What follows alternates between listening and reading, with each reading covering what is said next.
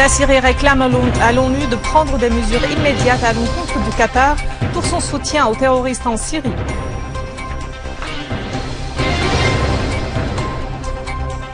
L'armée syrienne et la résistance libanaise avancent dans les zones montagneuses d'El Jarajir au Qalamoun.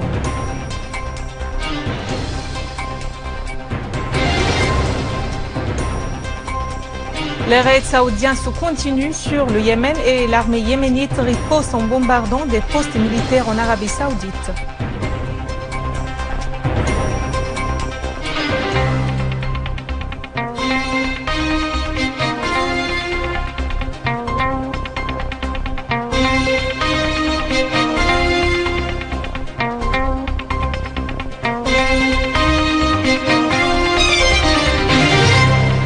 Mesdames et messieurs, bon après-midi et merci d'être avec nous.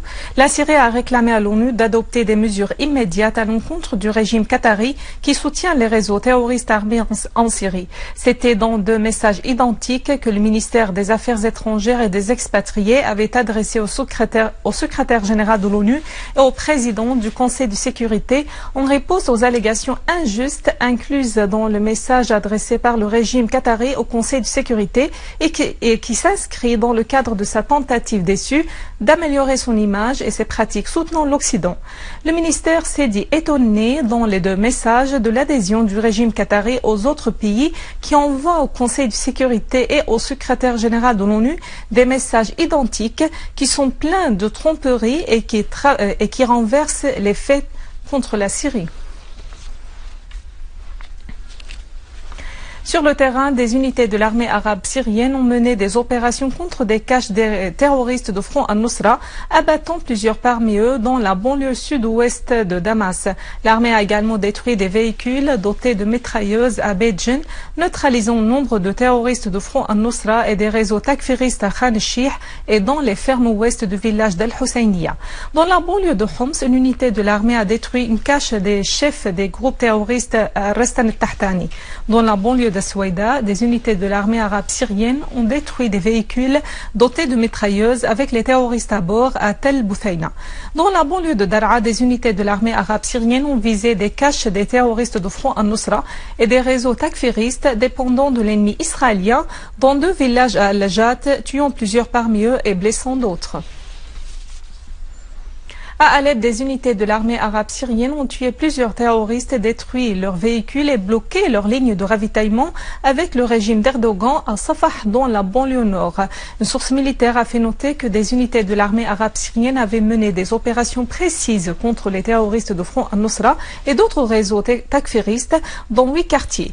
La même source a dit qu'une unité de l'armée arabe syrienne avait visé les rassemblements des réseaux terroristes et leurs lignes de renfort via la frontière turque dans la banlieue nord-ouest d'Alep, neutralisant plusieurs terroristes et détruisant leurs armes dans la localité de Hayyan, située sur l'autoroute menant à la Turquie.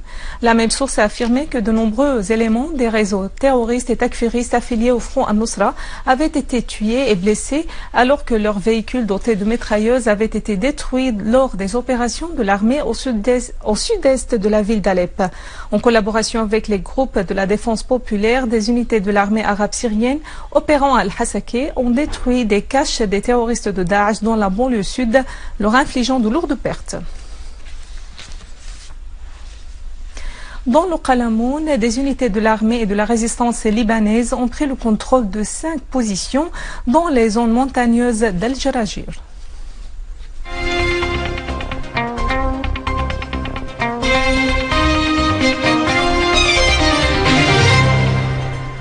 Le ministère égyptien de l'Intérieur a annoncé avoir avorté une agression terroriste contre le temple archéologique d'Al-Karnak dans la ville Luxor, au sud du pays, et procédé à l'élimination de 2 terroristes des 3 assaillants. 3 terroristes ont tenté de traverser le cordon sécuritaire autour du temple en utilisant des armes et des explosifs, mais les forces de sécurité leur ont fait face, tuant 2 et blessant l'autre.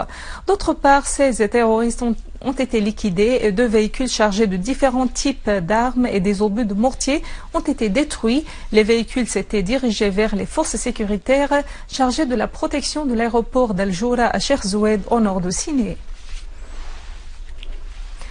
Les forces irakiennes ont procédé à l'élimination des dizaines de terroristes dans différentes régions du pays et arrêté 3 terroristes de Daesh, dont un ancien officier des services du renseignement. 81 terroristes ont été neutralisés, un grand nombre de matériels ont été détruits dans le quartier général des opérations du Tigre d'Ijla, selon un communiqué du ministère irakien de la Défense.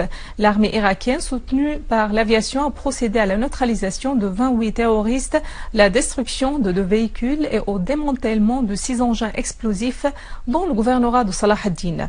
De même, les forces irakiennes ont avorté plusieurs tentatives d'agression des terroristes sur les lignes de front, infligeant de lourdes pertes aux terroristes. Cependant, l'aviation irakienne a éliminé 16 terroristes dans le champ pétrolier Al-Ajel à Salah ad-Din. Au Yémen, 4 personnes, dont 2 enfants et une femme, ont été tuées et d'autres ont été blessées dans des raids saoudiens sur la zone Al-Yatma, dans le gouvernorat Al-Jouf, à l'est du pays. D'ailleurs, 3 Yéménites ont été tués et 6 autres blessés dans des raids saoudiens visant Taz et Eb. En riposte à l'offensive saoudienne, l'armée yéménite et les forces populaires ont lancé plus de 60 roquettes sur 5 postes en Arabie saoudite. Des postes militaires à Jizan ont été également bombardés. Un jeune Palestinien est tombé en martyr par balle des soldats israéliens lors d'une campagne de perquisition et d'arrestation menée par les autorités israéliennes dans le camp de Jénine, au nord de la Cisjordanie. Des sources palestiniennes ont indiqué que les soldats d'occupation israéliens ont lancé des bombes sonores et à gaz et ont ouvert le feu lors de cette perquisition. Un jeune Palestinien âgé de 20 ans a été tué alors que d'autres jeunes ont été arrêtés dans plusieurs villages en Cisjordanie. Voici un rappel des principaux titres. La Syrie réclame à l'ONU de prendre des mesures immédiates à l'encontre du Qatar pour son soutien aux terroristes en Syrie.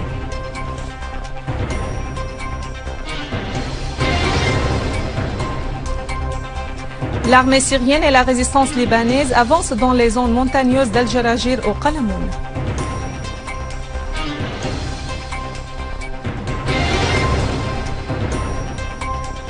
Les raids saoudiens continuent sur le Yémen et l'armée yéménite riposte en bombardant des postes militaires en Arabie saoudite. À la fin de ce journal, je vous invite à le suivre en visitant notre page sur le Facebook par le biais du lien suivant facebook.com/Syria TV Channel. Vous pouvez également suivre le journal et la diffusion directe de la chaîne satellitaire sur le YouTube. Mesdames et messieurs, c'est la fin de notre édition. Merci de l'avoir suivi. Au revoir.